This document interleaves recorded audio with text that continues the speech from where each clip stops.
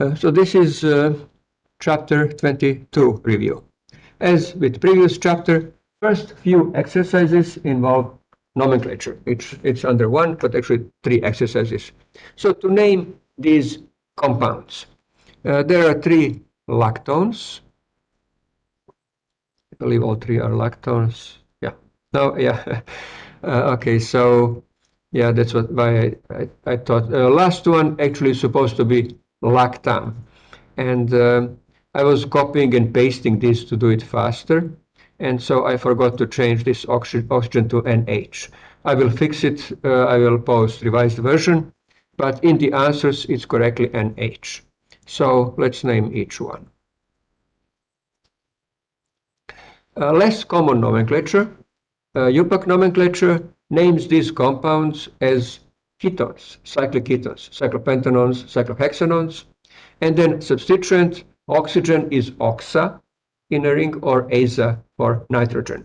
And if it's next to oxygen, carbon with oxygen is carbon 1. And then atom next to it is atom 2. So it's always 2 oxa or 2 aza. So this is 6-membered ring, that's cyclohexanon.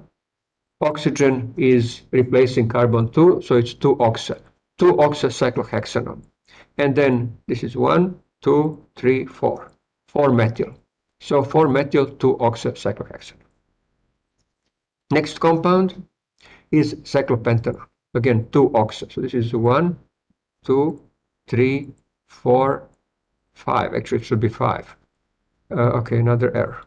Okay, I have to fix this.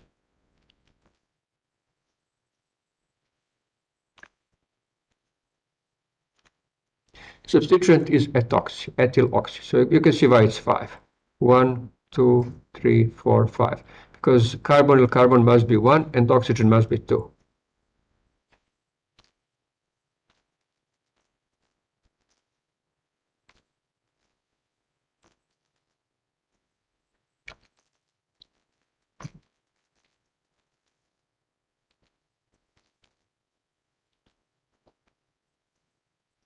And the last one is lactam. So it's 2-aza cyclopentanone.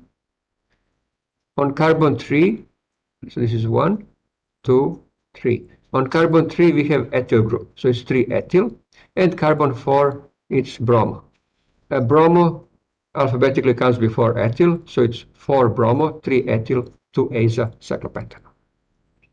That would be less common IUPAC nomenclature.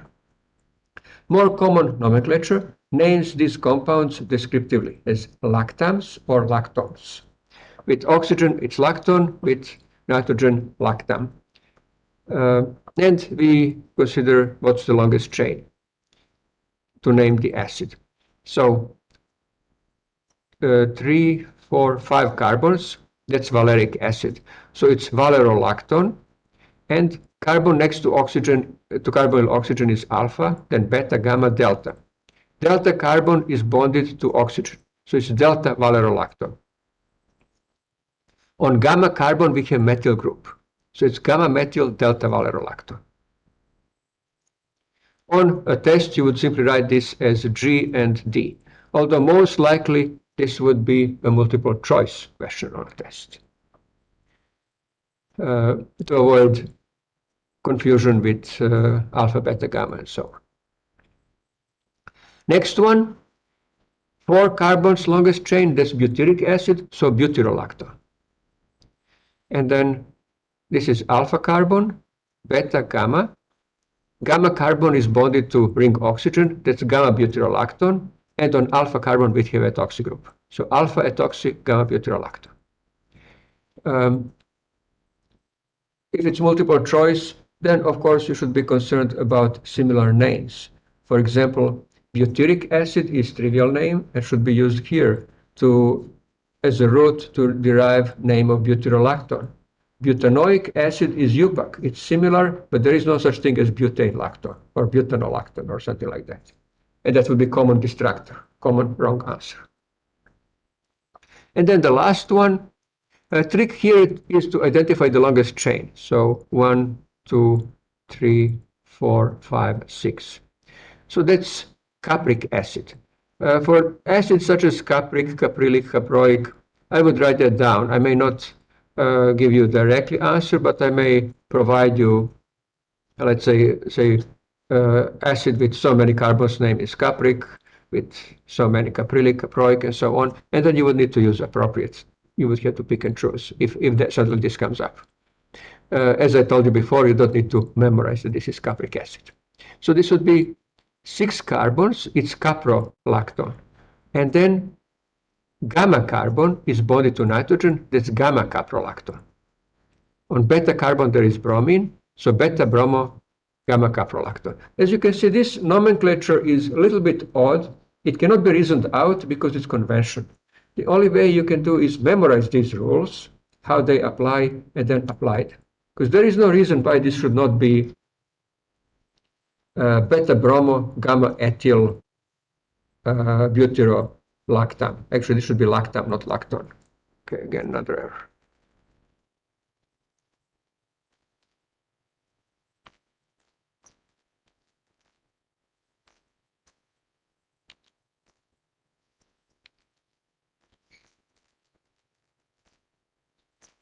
Again, I will fix all these errors and post revised version. Revised version will be under R1.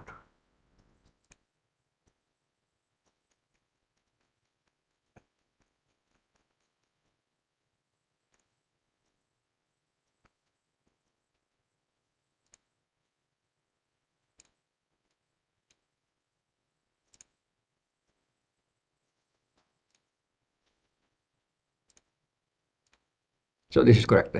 Beta bromo gamma caprolactam. So that's the naming.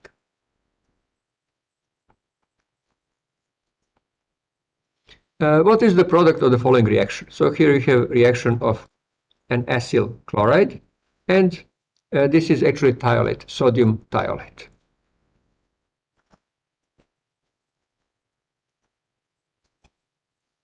This is a reaction you haven't seen before, but you should be able to figure it out because it involves a mechanism that you should be familiar with. It's addition of nucleophile to carbonyl carbon to give tetrahedral intermediate, because this is strong nucleophile. You should know from chapter 15, and in general, we covered that number of times. I believe we covered that starting with chapter 12, that thiolates are very strong nucleophiles, among the strongest nucleophiles known. And carbonyl compounds react in such a way that nucleophile forms a bond to carbonyl carbon, and this pi electron pair ends up or flows to oxygen to give intermediate, tetrahedral intermediate, and that's alkoxide. If there is a leaving group present, then carbon-oxygen double bond will be reformed with leaving group leaving, as in this case. And that's how thioesters are formed. So that's one method to make thioesters, and this is a thioester. Thioester is just like ester, but instead of oxygen, it has sulfur.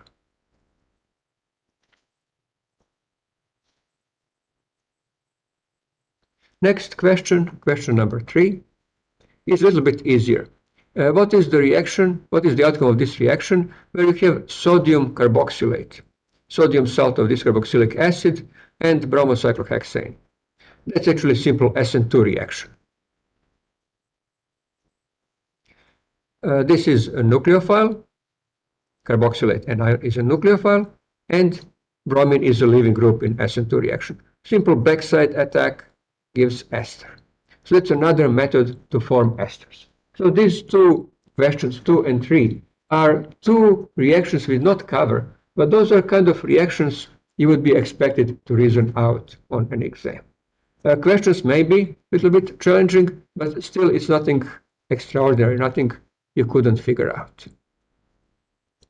Now, on these reviews, I do cover usually a little bit more challenging questions, so for higher grades, because I assume that first, there is already practice test posted, and for ordinary things, there are already enough exercises around. I already provide enough exercises in the textbook and posted on YouTube and on Canvas.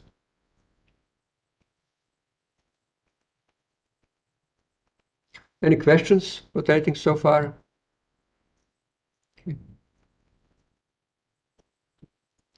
Question number 4, what is the product of the following sequence of reactions? You can certainly expect something like this on the exam, sequence of reactions, and then figure out the product. You may have to name it if it's right in question, or pick it out of one of the multiple choice. So simply what you have to do is go step by step and figure out what is the product. So what each step does. So pen and paper and figure out what each step does.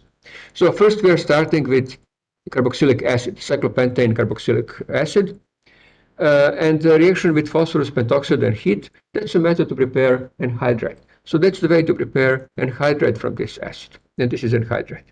In the next step, this is a reaction of anhydride with amine, in this case secondary amine. Anhydride and amine react in such a way to give ammonium salt of carboxylic acid, ammonium carboxylate. And then ammonium carboxylate with heat gives amide. That's third step. Actually, not third step. That's actually that's two parts to the second step. Reaction of the two to give carboxylate salt and then heat amide. And then final step is reduction. So the amide is reduced with lithium aluminum hydride to corresponding amine, tertiary amine. Carbonyl group is reduced to methylene group, CH2 group.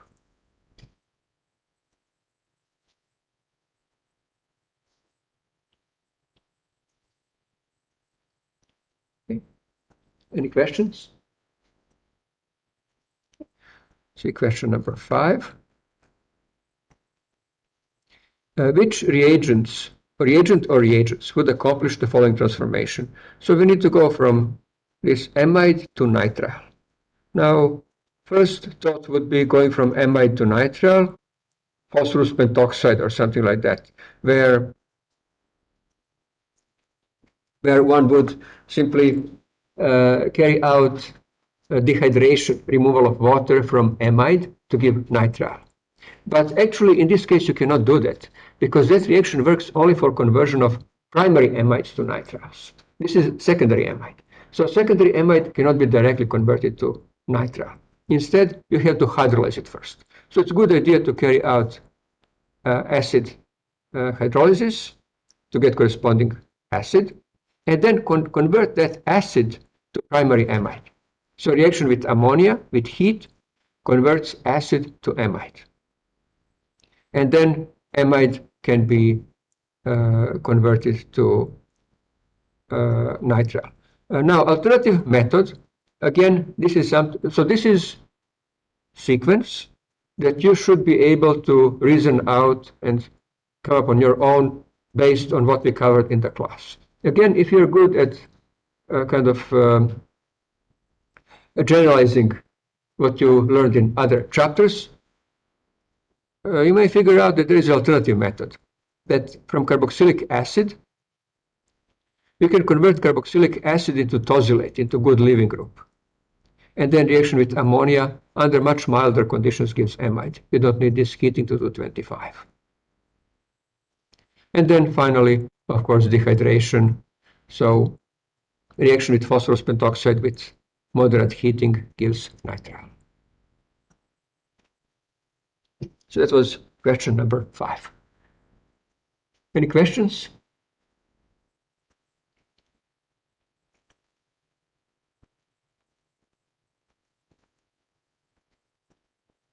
And then finally, question number 6. What was the starting material for the following reaction? And so you have unknown starting material. It reacts with 2 equivalents of 1-propyl lithium in hexane. That's common solvent for alkyl lithiums, and followed by acidic workup. It gives this tertiary alcohol. So as you can see, there are 3 types of questions you could be asked because each reaction contains 3 components. It contains starting material, substrate, reagent, and product. And so typically you're given 2 to figure out 3/3. So you could be given substrate and reagents to figure out what is the product, or as in the previous case, substrate and product to figure out reagent or reagents, and final case, reagent and product to figure out substrate. So in this case, you have to work reaction backwards, and so you have to really analyze the product. And what is the method that is used to prepare it? So it's tertiary alcohol, and 2 equivalents of organolithium reagent were used in its preparation. So we can identify these 2 substituents. First, this is propyl lithium. If we draw line formula and label carbons in red, we can see that there are 2 fragments in tertiary alcohol that correspond to propyl lithium. Typical reaction for formation of tertiary alcohols that have 2 identical substituents is reaction of carboxylic acid derivative, typically an ester or acyl chloride with 2 equivalents of either Grignard reagent or organolithium reagent. Anhydride would work, but that's not a very good method because we lose half of it as leaving group.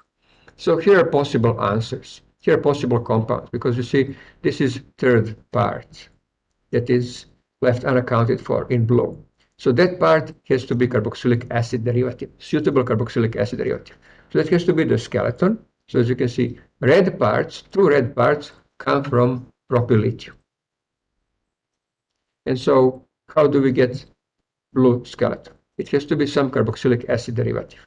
And so you redraw this blue part, and here you have to place appropriate functional group. So acyl chloride, acyl bromide would be good choices. Esters are the best because they are stable and relatively inexpensive. So methyl or ethyl esters are the best choices. And also I would accept anhydride, but that's not a good choice because to make anhydride you need 2 molecules of the acid, and one of them would be leaving group, so you'd lose it. So yield would be 50% with respect to starting acid. And so this is the best method. We start with this ester. So 1, 2, 3, 4, 5. So ethyl 4-methyl pentanoate. And so reaction with 2 equivalents of propyl lithium followed by acidic workup gives tertiary alcohol. So again, a little bit challenging question. All of these questions in general are, as I said, a bit challenging. So to help you, I think that would help you better prepare for the exam, because then also as you encounter easier questions, then if you're used to questions like this, it should be easier to handle those more difficult questions. So this completes chapter 22 review.